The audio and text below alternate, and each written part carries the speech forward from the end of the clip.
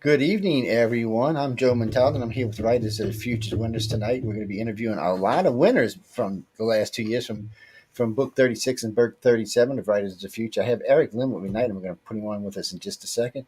Remember, guys, get involved. I don't want to say this is easy because I interviewed a lot of people out there, and some were like first time, some were seventh time, some were 14th time. It's just now. Remember when I say 14th, you can submit 4 times a year, people. So 14 might not exactly mean 14 years because somebody asked me at the table, 14 years. I said, well, it might not have been 14 years, but it was 14 tries. You'd have to find out from them how many years it was. But it's very interesting stuff. I learned, I can't, I hate to even admit to this because I'm 58 years old. But I learned quite a lot of stuff out there. I learned quite about the authors. I sat through some of the classes with them, which we're going to talk to Erik about that in a minute because I have no idea how these guys were keeping up this pace. I sat through some of the artist classes where I learned all kind of interesting stuff that I had no idea, which don't get me wrong, I'll probably never use, but it was still interesting stuff to know because I simply just didn't know it. You know how I am. But anyway, we have Erik Lynd with us tonight. And Erik, you winner from Book 37, Arthur, right? Yes, I am. Erik was a lot of fun while we were there, guys, and I want to just tell you all that ahead of time. So first, tell them a little bit about yourself, then give us the title of the story, and we'll kind of go from there. Yeah, sure. So I'm Erik Lynd. I write science fiction, fantasy, and horror, short stories. I have a few novels out, and the story I did was "The Skin of My Mother." That was the fourth quarter winner of the contest. And yeah, you can submit every single quarter. You can a new short story, and then so that's what you mean by tries. You can Yeah. definitely do it at least once per quarter. Um, and yeah, and I happened to win, and they had a delay because of COVID, and so we had it this fall, this fall. I had a lot of fun. Y'all all looked good up on stage. You looked good. You spoke It was well. it was crazy. It was over the top. And ladies and gentlemen, I got to tell you, I interviewed a lot. I interviewed Erik while we were down. He did a really good interview, and he got up on the stage. He did his thing. He got up there. He's all confident and happy. But you're a little bit older, and you've been doing this for a little bit longer. So it's probably a little easier for you than it was for some of the other ones there. Even some of the older people I talked to, it was like first times out. There was nervous wrecks, and what was it, Blue Eyes? I keep calling him Blue Eyes Australia. He cracked me up, by the way. Dude, y'all gonna get the interview. We're gonna interview him later Yeah. on, but he was something else. So I mean, so you kind of established, right? Even how long you been writing? Well, I've been writing since 2010, right around then. That's a pretty good Um, time. yeah, novels So, and short stories. so if you don't mind, let me ask, what were you doing before that, and what made you decide? Okay, I'm an author because I tried that shit. It don't work for me. Well, I work in IT. That's the day job Oh yeah, thing, and that was great and all, but I knew I was going to be a writer since sixth grade. I just oh, kind no of knew shit. it, and then it was just sort of inevitable. And then I went through college. Didn't I was also in a band, so that helps with stage fright. As I played a lot of gigs where I play guitar, so I'm kind of used to being on stage. But I just decided one day it was time to start writing, and sat down and started writing a couple short stories and writing a novel writing, and just haven't looked back since. No, no, you did good. I mean, and I know they have a lot of things over there. I remember what was it? Was it a barbecue night or the night after? I remember everybody was running around because y'all had 24 hours to do that story. Yeah. I'm sorry, I was laughing my ass off there. Guy, I know I'm evil people, but one of the assignments they had was to do a story in 24 hours, and I'm thinking I can't do one in 10 years. I want to see them do it in 24 hours. Everybody's swapping out stuff. It was very fun to watch.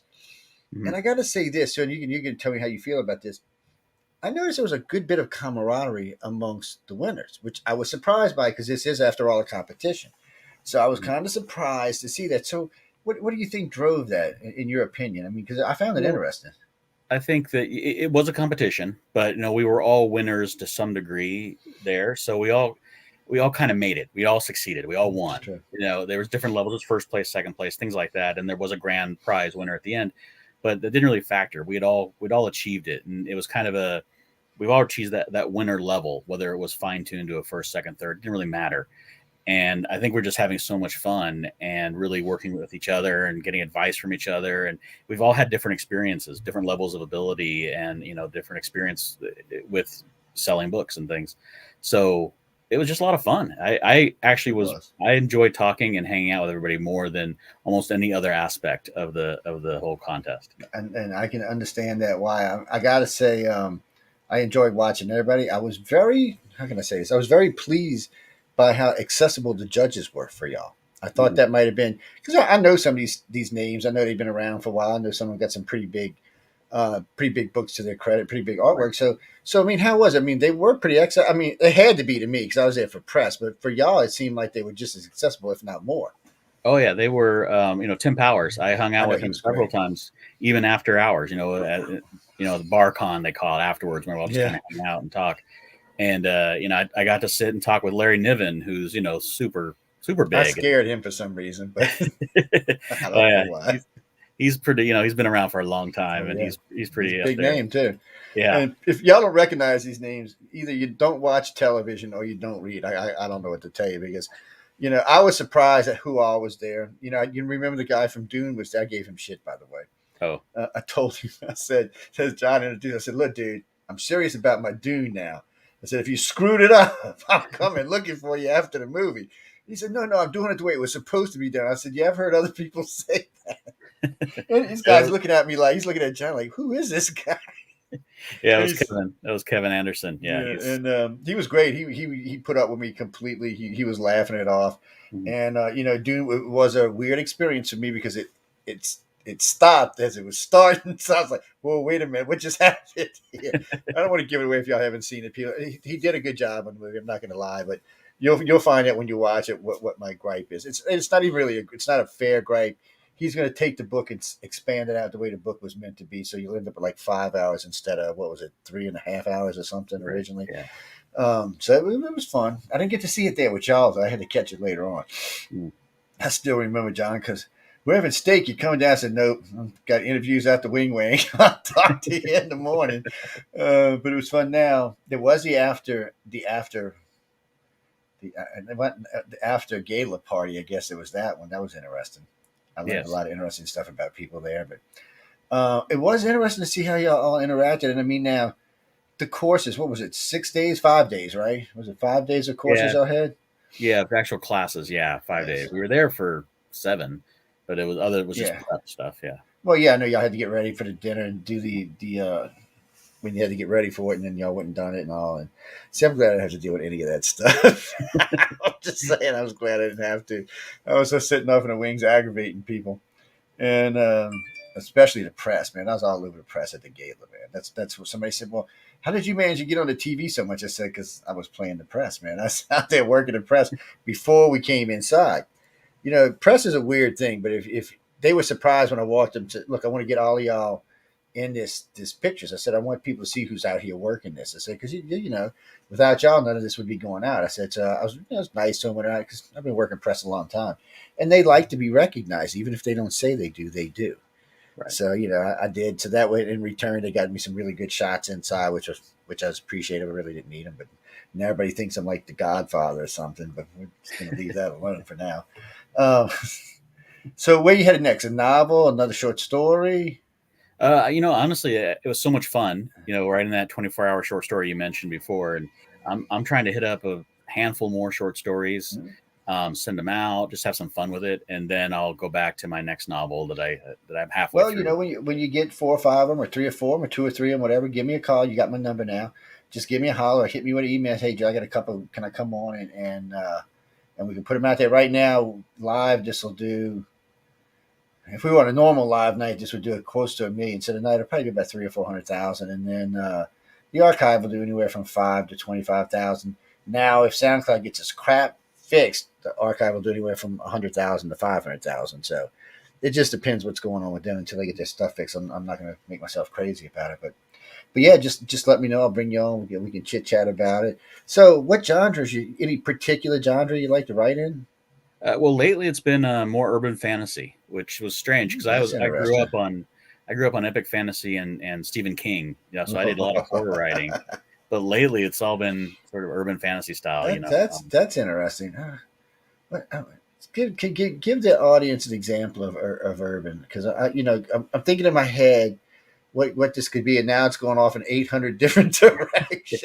Well, usually it's kind of a broad term, but it really means modern day, but there's some supernatural magical element that's kind of, for example, a lot of people do dragons in New York, or That's interesting. elves are still alive, that kind of thing. The Dresden Files, that would have been kind of Constantine. That was a movie that came out that kind of would be classified as urban fantasy. It's Yeah, I it's could see why it would be too. Yeah. urban or Yeah.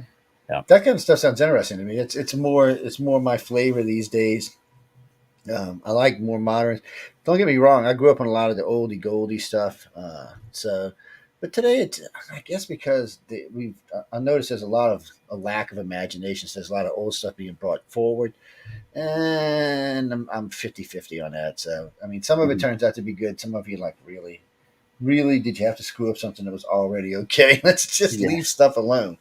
What bothers me because and I was saying this a lot before I attended this with y'all that I felt like there was a lot of lack of good writing that we weren't really I weren't using our imagination as much anymore. We were just taking things and rehashing it or stretching it out or it's like the 8 to 9 versions of Harry Potter or the don't Hmm. get me wrong, Harry Potter was good, just like Lord of the Rings was good, but it's just like we just keep remaking stuff. Watch before you and I die, they'll remake Harry Potter and probably Right. Lord of the Rings, and Right. and they were done well to start off with. So why mess with them? But I mean, there's like 4 versions of Dune out there, and I like the original. I'm a classic. I like it. That's just me, people. I'm not saying you can't like the other ones. Before you start writing to poor Eric, he said, "Don't write to me, people." But it's and I do. Well, So I like that kind of stuff. Good. it's like it's like when the vampires. That's the example everybody uses. That became big with Twilight and Anne Rice's vampires. Then everybody was trying to put vampire books out. You still see them. You It do. was just and it got so saturated. It's like, well, everybody has one, so it's kind of none could get really big Yeah. anymore. And the same thing happened with werewolves. A bunch of people put werewolves, and then zombie books. People put out a bunch of zombie books. Same thing kind of happened. It just Yeah. gets people try It to gets. I catch know. that. I know. Right after Anne Rice released her hardback copy of which one was it? The first vampire book she did. I was invited to the vampire ball she does on All Hallows Eve, and she introduced us to the real Lestat. The guy Oh, looked like a vampire. I ain't gonna say. Yeah, I'm not saying people. The dude looked like a vampire. Whether he was or not, I don't know. But he looked like a vampire, and there was a running joke because she talks about in one of the books that the vampires they like New Orleans because they can roam around in French Quarter and bite people in neck, thigh, arm, and whatever that person's consumed, alcohol or drugs, they get to experience the high. mhm. And it is weird from time to time you do hear about vampire bites on people or vampire marks on people in the French Quarter. People don't write to me because I don't know if it's true or not. I'm not going to find out either. But to be all fairness, I spent many, many mornings from midnight to 4, 5, 6 a.m. in the French Quarter. And in the early years, it was not chasing alien stuff or demon stuff. It was, well, we got to talk about what we're chasing. But anyway, it was an interesting experience. But she always puts on a great ball down here. It's a lot of fun, and a lot of the weirdos come. And now there's 3 vampire cults down here. That's how bad it's gotten. Oh man. And they all show up, and they're all just insane. I interviewed 2 of them one night live from the place. I was like, okay, I can't interview y'all anymore. Y'all gonna get us arrested or something. They were talking about how they got their blood and stuff. I said, look, y'all can't. Oh yeah, nobody cares. Nobody cares. They had a friend that worked at a blood bank, and I was like, look at this. I said, if a cop hears this, you're going to jail, right? I just thought I'd tell you up front. Yeah, yeah. No, I've heard about that, and I know about the balls that Anne Rice puts on. They're really, or I know she still does, but she did for a Well, long. I don't know in the last 3 or 4 years if she has. I haven't really checked, but in the old days, what we would do is we'd go spend the early part of the evening at the dungeon off of Bourbon Street, and then we'd go to Pato's for a little while, and then we'd head over to the ball. Because the ball really started kicking. There was always a bunch of famous people there from around the country, all decked out and dressed out, and so you kind of go, well, it looks like such and such. But New Orleans is a weird town. We're not really autograph chasers. It's not something the city does. As a whole, when there's somebody, I've heard several big, like, foreigner was down here about 20 years ago. They were walking around on Bourbon, and he got on TV the next day. He said, man, what, I sucked that bad? Nobody knew who I was? And the guy's like, no, he said, they just don't do that here. He said, they just don't chase you around. And I've heard of several Nicolas Cage lived down here for years, and nobody ever bothered him. He said he walked around French Quarter just like everybody else. He said people would look at me and look at me. They know that's me. And he said I was getting out my thing one night to give to a lady. She just looked at me, smiled, and kept on walking. I was like, what the hell is this? He said just when he sold his house, because his house was haunted as all hell and back. He said, yeah, everybody thinks I'm leaving my house because it's haunted. I said, I'm leaving because none of y'all love me down here. I was laughing. He's good natured. There's been a lot of famous people that hang out around down here, though. So urban. That just now I got all kind of things in my head, man.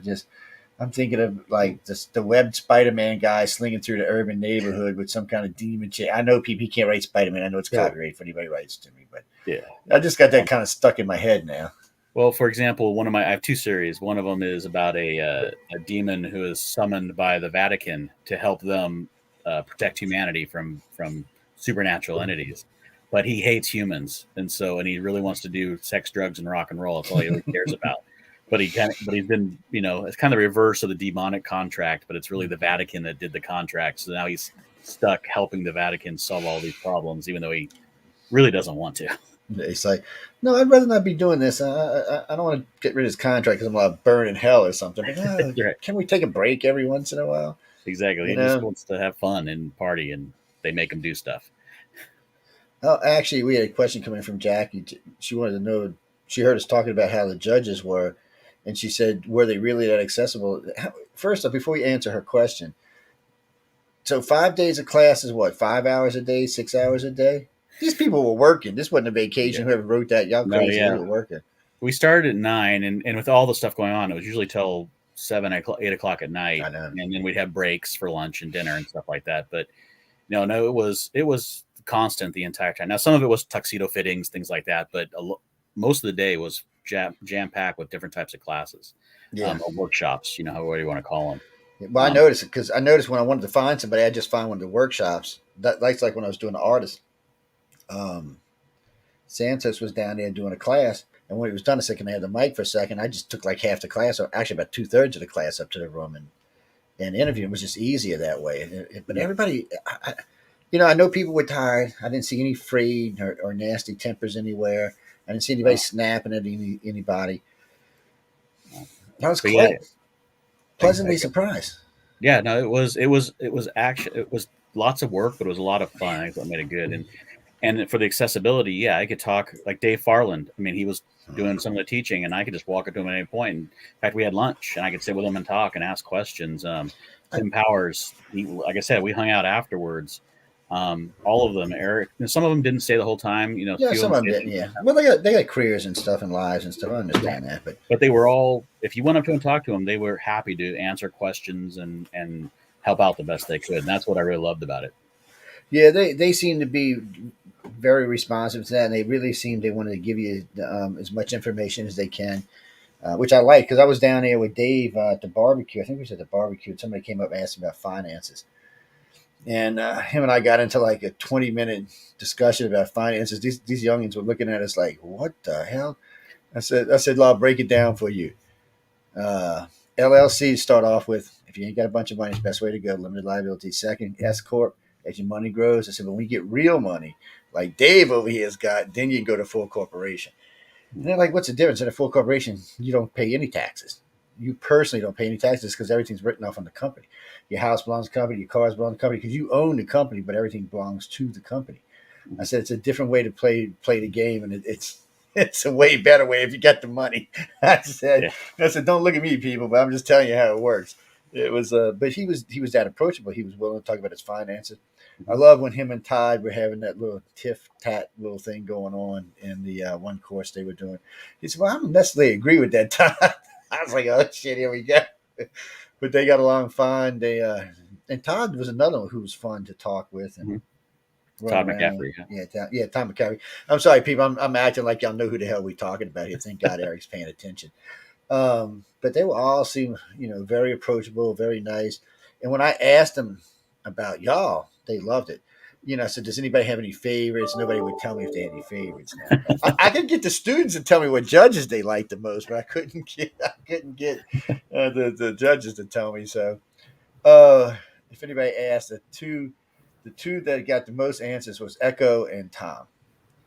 And so for some reason, they were the two that everybody loved the most. I have no idea why, because they were both crazy as I was, I guess. But uh, maybe because they were good drinking buddies. Maybe that's what it was. Um, I mean, no, they were also very approachable. I got Echo. She was out there the first day I got there.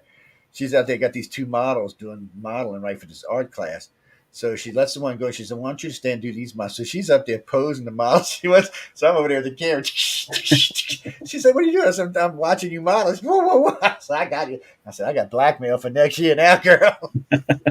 She was like, Yeah. "Oh yeah," but they were a lot of fun. But I like Pal. I like Tom. I liked all of them really. Pretty much everybody, like we were just talking about, was very approachable, which made my life much easier. And then I said, "If y'all give me trouble, I know Emily's phone number." He said, "You're not gonna call John." I said, "I'm gonna call Emily." I'm Yeah. calling Yeah. Emily, buddy. Yeah. I said, Emily's the "You." one. I said, "I'm calling the boss lady. She gonna come tear y'all up." But she was funny because a couple of weeks before the thing, she came on. We were talking. We were just promoting it, and she goes, when you get there, I'll probably only see you like an hour." I said, "I know you're gonna be busting it the whole time." I said, "If you need something from me, just tell me." I said, "I don't expect to see you." I said, "I'll see you in a couple of weeks when we're back in the air." And she was like, shoo, shoo, shoo. And she come rolling in late at night. I got some good pictures, all relaxed and chilled. I can't put them up until I let her look at them, but still, I got some good ones. I got some good of all y'all. Everybody, it was a very good group. You seem to really be enjoying yourself, and that's what Mhm. I liked. Everybody seemed to be enjoying themselves. I can't remember the other guys. He's a little. He was trying in between you and our age. Um, he was relaxed, and when he came up to the room after the gala, he was much more relaxed. Now I can't remember. I'm so bad with them. Great with faces, but so lousy with names. I'll have to go through the list and see who he was. But he seemed to be a little bit with more withdrawn than the rest of the crowd. He kind of looked like he felt to let out of place. I told him, "You got to feel out of place." I said, "Everybody here's having a great time." I said, "Everybody here comes from a different walk of life. There's nobody here doing the same things." I said, Right. "So just relax." I said, "Nobody's looking at you funny. You won. We're all happy you won." That's And the what thing. you, yeah, We were all winners to start. It wasn't like there wasn't well, in the end, only one of us is going to win. It wasn't that kind of a feeling at all. That was kind of nice. yeah, that makes a difference too. And ladies and gentlemen, what we're talking about is the Writers of the Future, the 2021. I'm sorry, the 2020 and the 2021 Writers of the Future Awards. So there was 12 writers that won. Well, I should say 24 in this case. So there was 12 from each year, both writers and artists. So there was 24.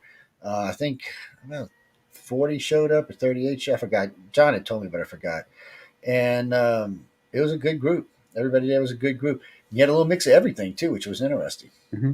Yep. Some And people flat. we've kept in touch afterwards. We have some Facebook groups and things like that. So there was a real kind of we consider ourselves the class of 2021 and That's a 2020. good That's thing now. There's nothing wrong with that. I'll have to go hunt y'all down on Facebook since I got such a huge presence on there. It's and I told them too when I was there that day. I said, "Look, guys, I have 14 public Facebook pages." I said, "Feel free to use any of them." I said the United Public page I think has about 70,000 followers on it. I said, "Just feel free to advertise. They're all public pages." We tell all our guests to feel free to use them. That's what they're there for. Our hosts use them, but we tell everybody else to use them. We put them up there so people could use them. That's when we build websites, we do them the same way so that they can be functional for people. But we did Facebook because everybody's like, "You're gonna make them public?" I said, "Yeah." I said, "I have admins. If somebody gets stupid, they'll kick them off." But I tell people I'll use them. It's a big following. If you use between the three major pages, about 400,000, well, about 350,000 followers. So it's an easy swing. You can put anything out on there. You get responses pretty fast. Even though Facebook's been a little funny with the way they route people through your pages now. yeah. I notice my personal pages. I don't see as many comments about stuff, but on my public pages, it's different. Those are all like media pages, so it's a little bit different with those. They let anybody comment, but still. You can't go next year, can you? If you win, you can't win again, can you? No, I can't win. I only get to go again if I It go bites. as a judge. Or you go as an artist now. You go do some drawing. That's true. I could treasure. Like I can't draw a stick man. I shouldn't even say another. No, you don't want to see my drawings. No. It's but so we're going to be giving. By the way, ladies and gentlemen, if you're listening to this tonight, so this is going to be the first book given away. We're going to give this away while Eric's on with us tonight. All you have to do, you have to be the fifth person to tell me the name of the story that he wrote. That's it. That's all you got to do. And send me your email. Send me your mailing address, and this won't be yours. Look how pretty she is. She's hot, whoever she is, man. I don't know who drawn that, but they're hotties, man. But and then for a runner-up, if the seventh person, or I'm sorry, the first person gets it right, I'll give you one of these. I still got a couple of these left. That's Battlefield Earth. Look at the thickness of this. This book's Yeah. like 1,100 and something pages. John said, "You gonna read it?" I said, "No, I get the audio version. I'm not reading the damn thing. I'm listening to it." It's but yeah, y'all can get them. So it's that's because Eric's here tonight. We're gonna anytime we have a host on, we're gonna give away. I'm gonna probably get some more of those. Oh, you know what I'm doing though? Where's it at? You'll probably be interested. What did I do with it? Anyway, somewhere in here, I got a program guide from the original night with not just y'all signatures on. I got the press's signatures on it, and I also got a lot of the judges' signatures on it, and some of the staff from author services and from Galaxy Press. We're gonna auction this off later this year so that because we got a couple of book programs coming up for school kids and stuff, and so we're gonna be auctioning this off along with some other stuff. And no, people, see these people ask me while we're talking to you, like see it back there. No, we're not auctioning it off now. It's mine, something like that. And ever since I put that picture up there, they're like, "I want it, I want it." I said, "Go buy one." I can't get that one. That one's a series and numbered and everything. I said, "Yeah, it's mine. Stay away from it." It's like the pad. I had the box for the pad up there by one of the cars, and somebody seen, "Oh, you're giving that away?" I said, "No, I'm not giving it away, people. We gave away a TV last year. We can give me a break here." Um, we will be giving away a couple of pads. I don't know if we'll probably give away a couple of Right of the Futures, but so I'll tell you what I'll do too, since Eric's here with us tonight. Erik Lynd, I'm not telling you the name of the story. When we leave in a few minutes, we're going to be about 10 more minutes, and then we're going to leave.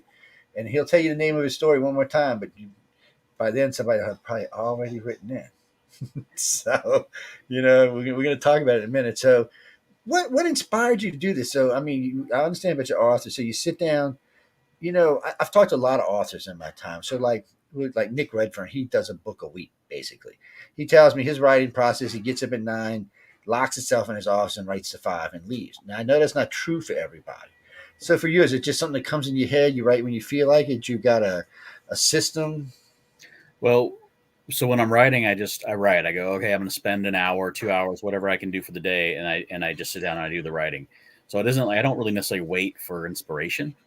I just say, okay, it's time to write, and I sit down and either I pick up a novel I'm working on and I just continue, or I might have a whole new idea that just pops into my head maybe the night before, and I'll just write that. So yeah, I don't really wait for the muse, kind of a thing, No, but no, that's cool. I mean, I've talked to several authors that can write. I call it writing at will, and I know a lot that can. I mean, it's different for different people, but I mean, over the years, I've met a lot of authors. I've met some pretty famous ones too, and some of them have the ability to just write. Like, see, with like what I use Nick Redfern.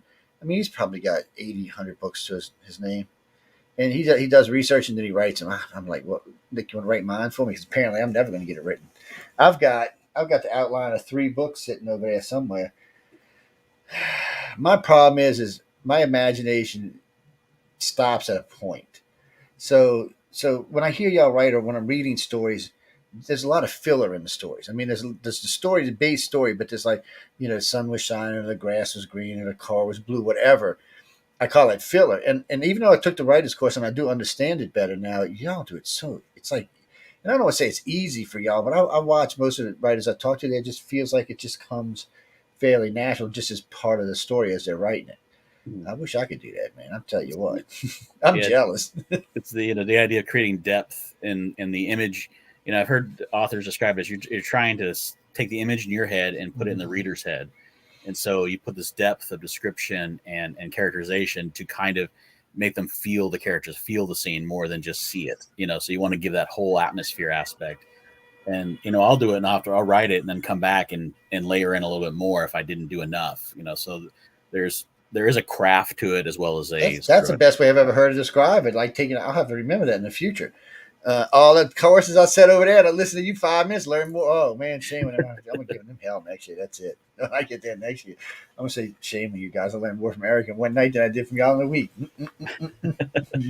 No, I'm just teasing, ladies and gentlemen. But that's a good way of putting it. I never really thought of it like that. Still, it ain't gonna help me, and yeah, because images in my head are stick men. So what can I say? People who wrote that comment, some people are more talented than others. I could get up there and talk all day long, but don't ask me to draw anything or writing. Yeah, if you want a technical journey, I can write that in a heartbeat. But don't ask me to write a book. Like when they said the 24 hours, I would have had to laugh and say, "Well, I'm going home now." I'll see y'all later. Again, ladies and gentlemen, we're talking about Writers of the Future, 20 and 21, 2020 and 2021 winners of the Writers of the Future Awards. Is a great thing. You know, people would had so how much did y'all deal with author services? A lot or Well, I mean, they run the contest, so I mean, pretty much it's all dealing with people that work for author services. 'Cause Galaxy Press is a publisher, so but they yeah, also are working there hand in hand. yeah. But we didn't really, other than we did get to do a tour because their office is across the street from the hotel. We got to do a tour of all the L. Ron Hubbard and see all their books and things. That was kind of fun. That was about the only thing that wasn't just related to the contest. Well, oh, that means y'all had to deal with Joni and her crazy self. Oh my God. I thought I was hyper. I ain't got nothing on that woman.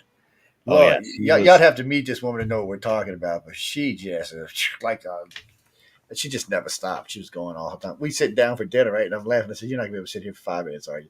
She said, "Yeah, yeah, yeah." Poof, she was gone. Said she comes back. I said, "Well, you can make it for another 5." No, poof, she was gone. It's like, Yeah, she had unlimited energy. We talked to her at 3 o'clock in the morning one of the nights. We were, or the mornings, I guess. We were talking with her, and we were all exhausted, but we were having fun. And she just kept going and going, and I didn't know where she gets that energy. I don't either. I have no idea. She's definitely got some energy. And she told me how old she was. So I was really surprised that she got the energy she does. And I was like, it's like, damn, girl, you're making me feel bad. I'm younger than you, and you killing me. You just.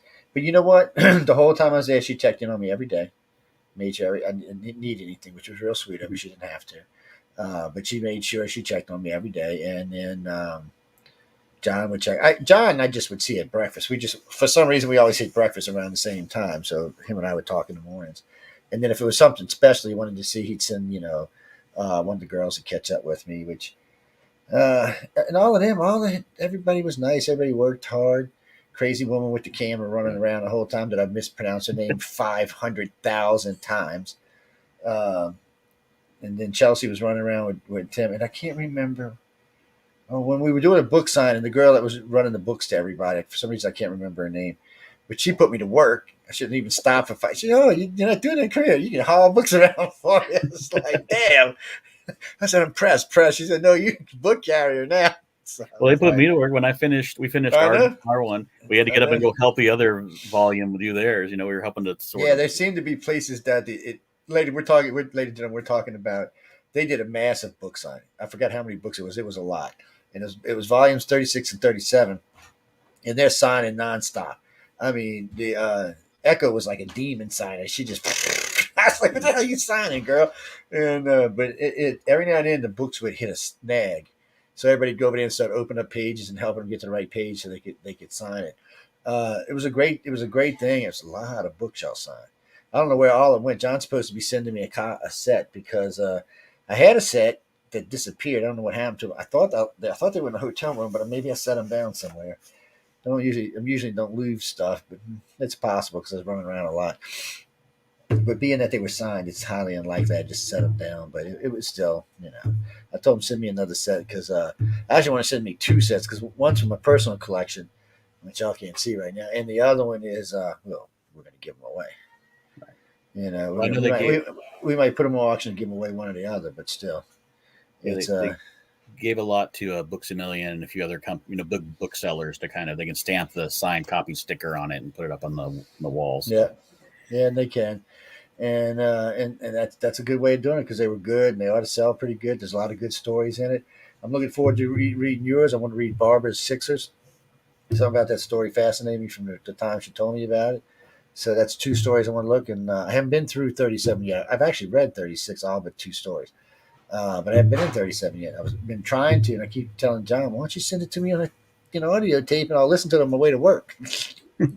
But he hasn't done it yet. So yeah, we're talking about John Goodwin from Galaxy Press, ladies and gentlemen. If you don't know who we're talking about, and joining in Author Services is they're just two groups. Oh, their offices are fabulous, by the way.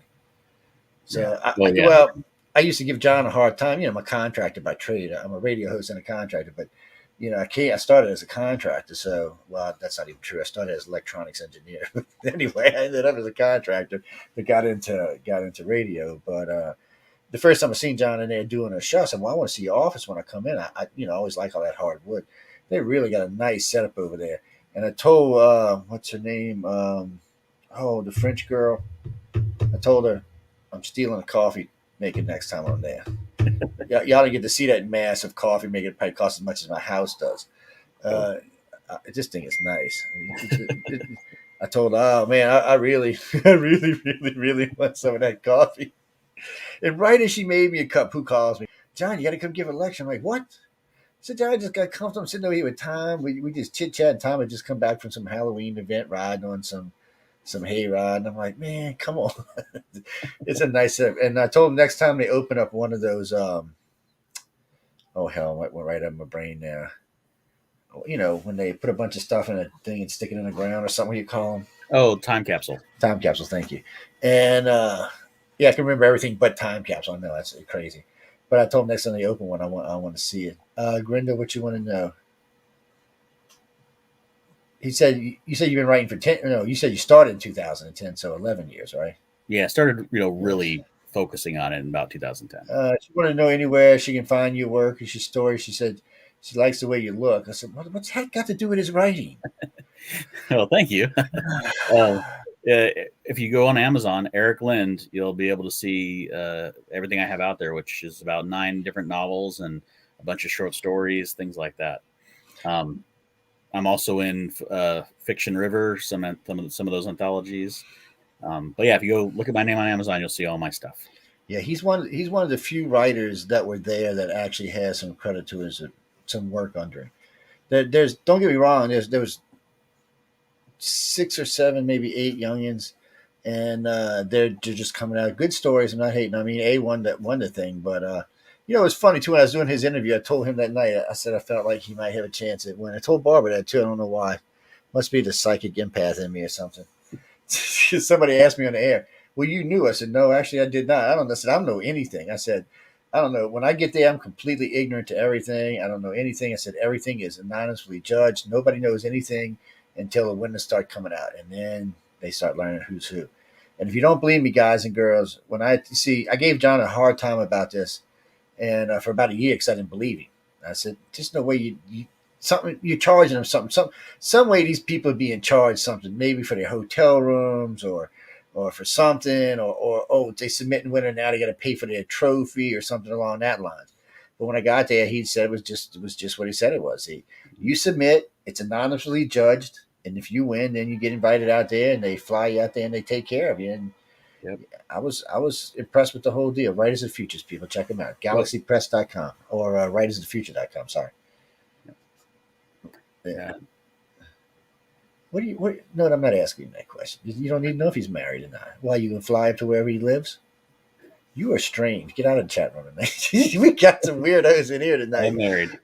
See, look at the big ring. See, oh wait, mine ain't on, but still I am too. So before you ask, I'm jealous now. You ask man's married and stuff. Oh God, we get they get a little weird. They like yeah, you got him blushing. Shame on you people.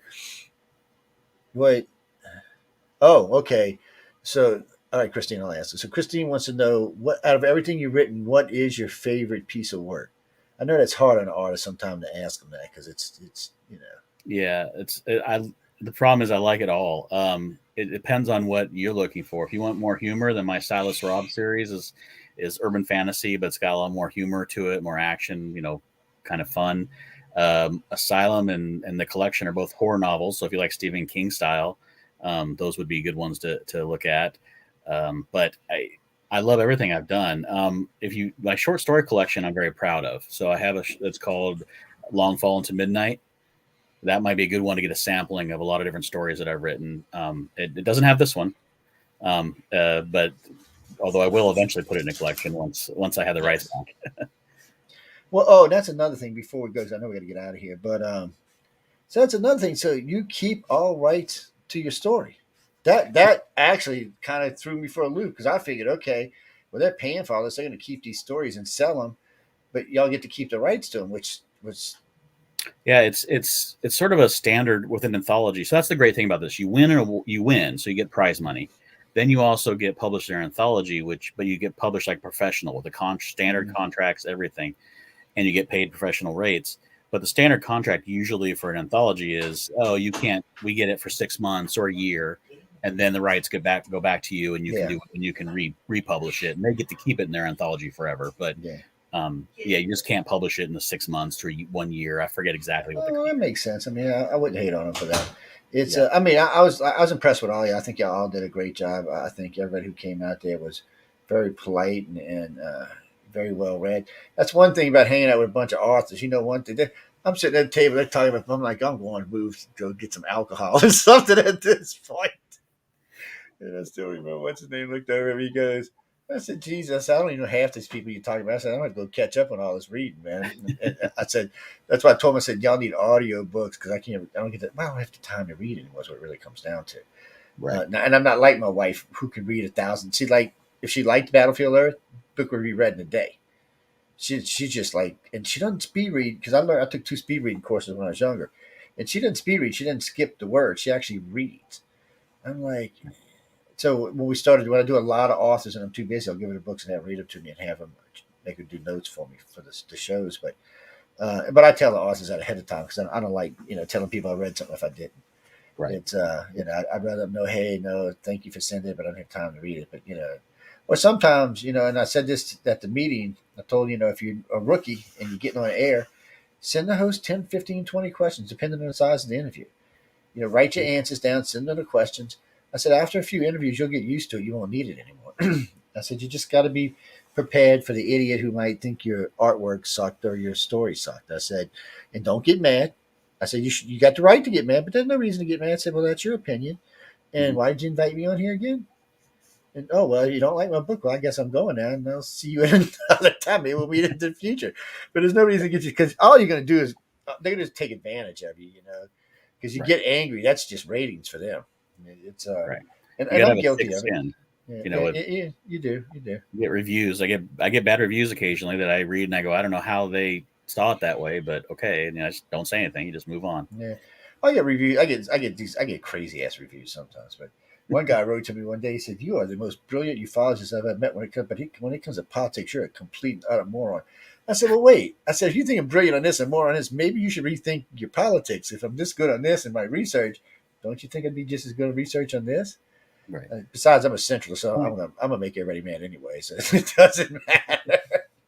No, we're not talking about politics. Whoever just popped that up on the screen. One more question, guys, and we got to go. I told Eric I wasn't going to keep him a long time tonight. So real quick, one more.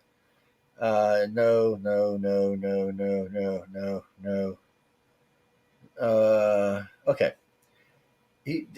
John's asking if did you read any of everybody's tongue tied? Sorry. He wanted to know if you read anybody else's stories from the book. I'm sorry, for some reason I had a hard time spitting that out. And if so, did you enjoy them? Well, you can't tell you names if you didn't like them. Stupid. I mean, come on. Yeah, no, I did. I read through both because we got a copy of 36 and 30, volume Mhm. 36 or volume 37. And I read, I focused on people I knew I'd met there more Yeah, than the others. I that haven't read makes them sense. all, but I did read a lot, and they were really, really good. And in fact, even afterwards, we're still in contact, and we're sending news stories to each other to kind of get feedback before we send it out into the world to try to get published. So, That's a yeah, good it, idea. it, it really fostered a kind of almost like a family feel. We're really friendly, and we feel comfortable talking with each other about what we're doing and getting each other's help. And So that yeah, can help you out in the future when you're getting stuck on something or you're looking for an idea or you've gotten something you liked and then you want to get a feeling of it before you read it. No, I think that's a great thing. Most of these people look pretty honest. That way they look like pretty nice people, so I wouldn't worry about it. And a couple of them seem to be. Oh, Barbara? Well, she'll be on in a couple of weeks. She was going to be on this weekend, but I had to go out of town. Uh, she's a copper. She may bust you in the head. I wouldn't get smart with it, people. You might find that's why she won because the judges are scared they're going to get roughed up. I know what was going on. No, just kidding, guys. No, she sounds like she's got a great story. I yeah, she one of does. the one of the gentlemen who were there had read it and told me about it. It sounds like it's a really good story. So, Mhm. like Eric just said, everybody was winners. That's what it comes down to. Yeah, You had your grand prize winners, but in the end, every writer and every artist who was there deserved to be there. They wanted it anonymously, and they deserved to be there, or they wouldn't be there. And don't think, somebody had written to me, well, how many stories they get, one or two or 10? I'm like, you got to be kidding me. I said they go through a lot of stories to get to the stories that are getting to the judges. It doesn't work like there's a lot of stuff gets turned in, yeah, they get thousands each quarter. and no one I met at Author Services wasn't well read. Everyone was, everybody was. It didn't matter who I talked to. Everybody was well read. And there's a podcast. What's her name? Melver. What the hell? Why can't I never remember that girl's name? Um, Leva? she was the one with the camera all over the place. Yeah, Leva. But Malia, I don't know why I always want to say her name wrong. She's got a podcast out there with actors on it, guys. You should check it out. It's pretty good. She sent me a couple of copies a couple of weeks ago, and I listened to it. So they're doing stories on with actors. So go take a listen. Eventually, we'll get it on the network. I've just been too busy to mess with anything new right now, other than these interviews, which we've already talked about doing ahead of time. My other company is so busy that getting home for this time is tough. All right, Christina, one more. So Christine wants to know, what do you mean? Does he believe in? Oh, okay. Sorry, I got that backwards. So she wants to know, would you ever consider writing like a ghost story, or like you mean like Poltergeist, the movie Poltergeist? Is that what you're talking about? I think that's already taken, sweetie. I mean, I'm sorry, I'm not sure what to say there, Eric. I'm sorry when she wrote it like that. I was like, well, wait, Poltergeist. So what you mean? Can he write something like that? Something scary, hairy, freaky, weird? I think he could. Yeah, well, my two horror novels, The Asylum and The Collection, are they have a supernatural element, that ghost element to it. Um, so yeah, I haven't written a ghost story that's just a traditional ghost story, but I definitely would have no problem doing that. I'd enjoy it, I'm sure. Sounds like it'd be fun. And Martha, what is that? Oh, Martha wanted to know your favorite TV show and your favorite movie. Give Oh, us what that's the a heck. hard one. That's what I That's say. Yeah, I can't necessarily say my favorite TV show, but I like Breaking Bad, even though that had nothing to do with anything supernatural. That's a good show, though. One of my favorites. Uh, uh, Pretty much anything Netflix does, I really enjoy. Dark Mirror was a great series. Trying to think of what recently I've watched. Squid Yeah, Games. yeah. Uh, Did you see the series? They It's not on anymore, but they had the series Altered Carbon on there. That was I've a great wanted to. series. It's a Uh, Okay, ladies and gentlemen. This is a good series, man. I'm gonna give everybody a little piece of advice. I got a rule about series: when I usually see boobs and ass in the first 10 minutes of a movie, I don't usually watch it. But in this case, I made an exception. Altered Carbon, there's a lot of nudity in this, as I'm going to tell you. But there's a lot of serious future tech in it as well. Plus, they're doing tech in a way that may actually be feasible for us. It's something our government's already working on. The ability to download your conscious into a chip and then put it into a new body. It's something the government's been working on for about a decade now. They actually announced this. Well, actually, longer than that. It was in 2020 when they announced it.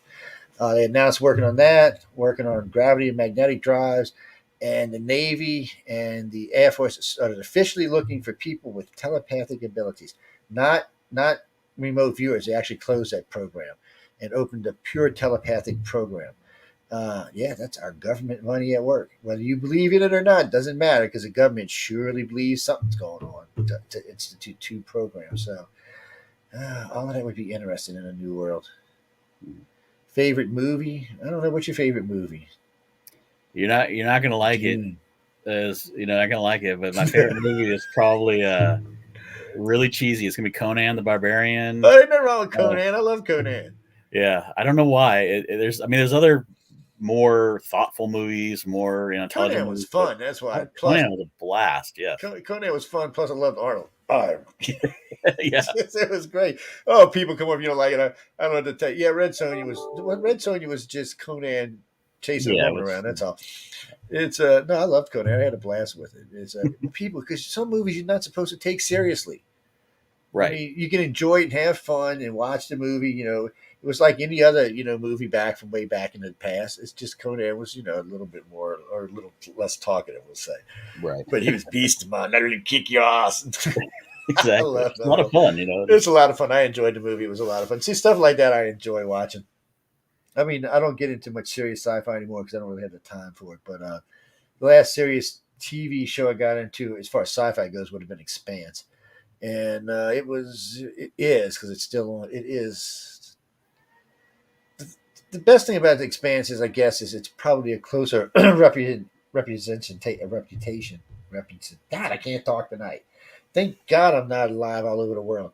Uh, but a better representation of the way we'll actually get into space. It really portrays the way man will be in space before we can go faster than light, or even really fast at all. It shows how we're going to colonize the solar systems.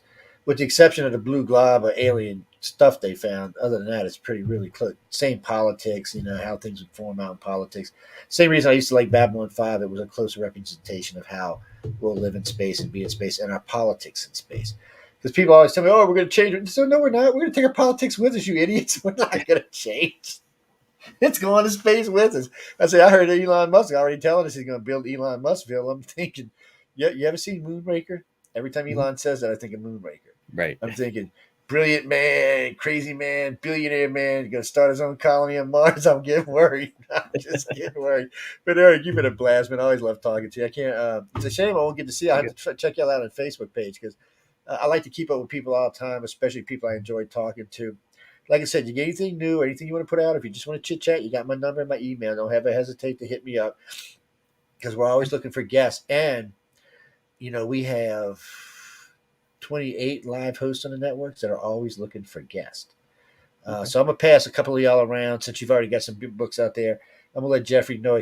Jeffrey hosts the Church of Mavis, so he does a lot of strange stuff. He's just whacked in the head, but he's a lot of fun. And no, I love it. He is whacked. Michelle DeRoche and Amelia Pacento, they also do a lot of authors and stuff. Like Michelle is Canada's most haunted. This girl's got a TV reputation is as tall as she is, and she's a pretty tall girl. Amelia does.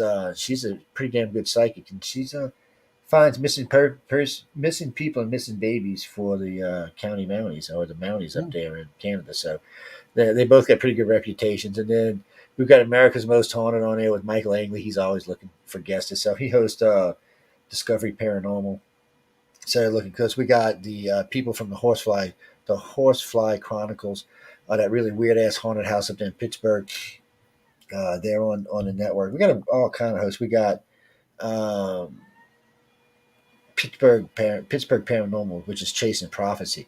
They're always looking for guests. They do a lot of authors themselves. Let's see. Dell does a lot of authors. Monday nights is now. John's on Monday. I'm on Monday.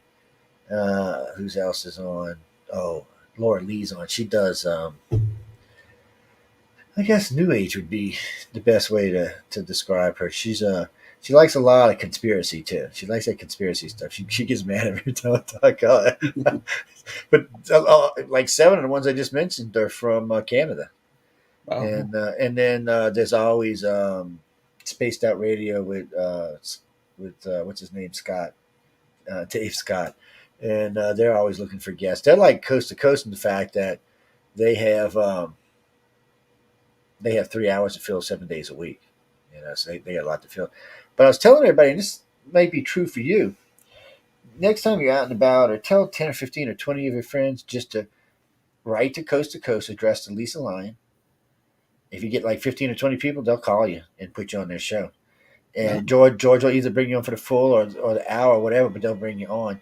That's the very first time I ever got on. I was on the air one night and I said, "Look, I want to go on Coast to Coast. I need 100 people to write." And they had 500 wrote in. And they called me the very next day. Oh, okay. And I've done them 4 times since. And I've done them 4 times, and I've turned them down 4 times. Not because I don't like them. It's just they always call me when I'm in the middle of 5 billion things. And they call Hmm. me on a Friday, or a Monday. Don't call me on Tuesday, Wednesday, or Thursday. I can't do it. It's impossible for me. Besides, I host on my own. Denise, no, we're going. No, Eric's been great. We've only supposed to be in 30. We're already up to 55. So we got to go. Y'all tell. Been a lot of fun though. That's Oh, give him. Y'all want to. Well, I don't know if he wants to give y'all crazies his email. Y'all a little strange group well. tonight, man. You can go with Eric at ericlynd.com. There you go. That's Go pretty visit his simple. website. Yes, and leave nice reviews, people. Go read his books and then leave nice. I know all of y'all. Remember this.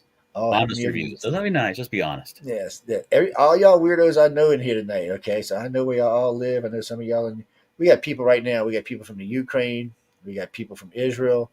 We got 2 people from Pakistan because I recognize that crazy ass typing. Uh, One in Chilizin from Turkey. We've got a bunch of people in from the U.S. I see quite a few people in from London.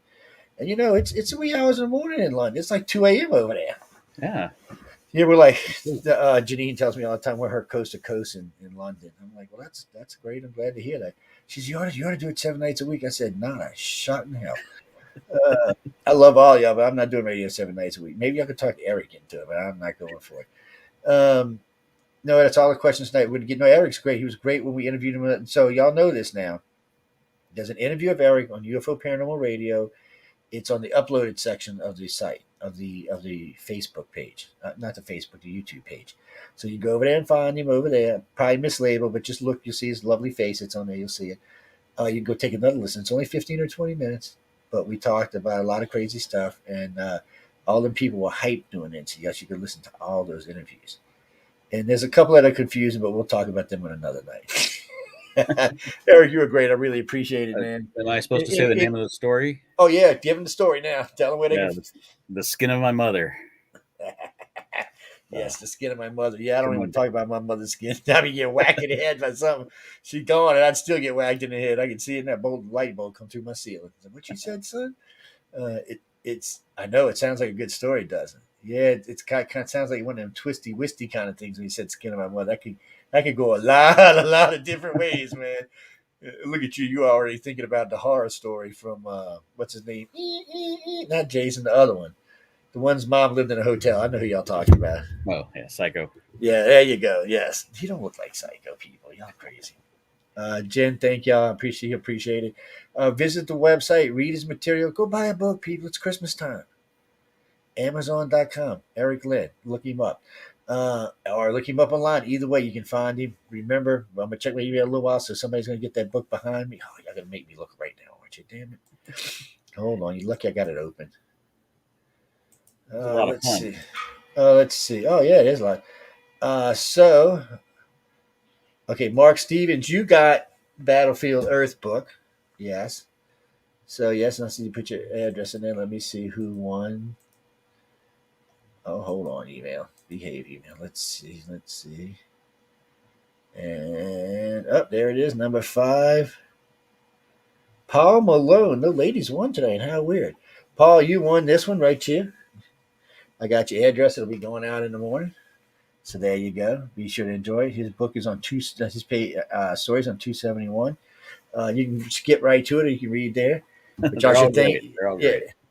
But you should thank Erik, because without Erik, y'all would not have got that book tonight. I'm just saying, you would have had to wait. You had to wait till next week because I'm on politics this Friday night. So I'm off Wednesday because I'm working too much work, and Friday night we're on politics. So I don't give books away on politics nights because we tend to hack people off. Well, it's one thing about this network. You'll never find any other one like it. No one in here has the same politics.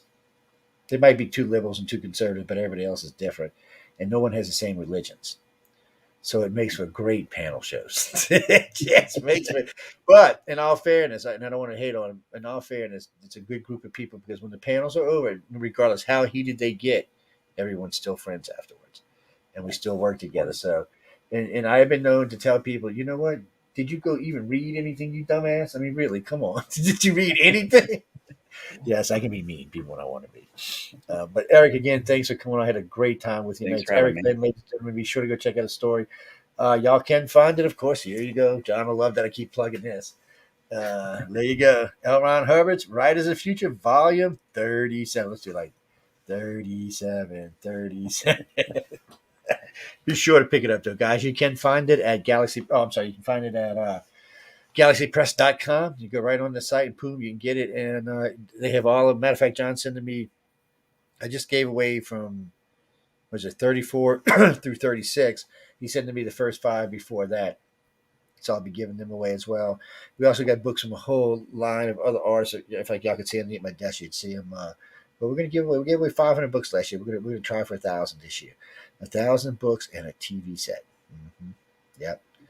Yeah, and well, no, the TV will be part of the auction along with the program guide. Yes, and that's just to help out people who need to read. Louisiana and Mississippi, I live in both states, and they have a really, not going to say this politely, crappy literacy rate. Okay, I figure, and that, and a lot of these kids are not being introduced to sci-fi till they're much later in life, so they're missing out on a whole joy. Sci-fi is a great thing; it can help kids through a lot of stuff, men and women. You'd be surprised how many of my nutty, crazy friends use sci-fi to make it through their adolescence and teen years into adulthood, which they all turn out to be pretty good adults now. So, uh, no, I don't know if anyone are writers or not, but still, I don't think it matters.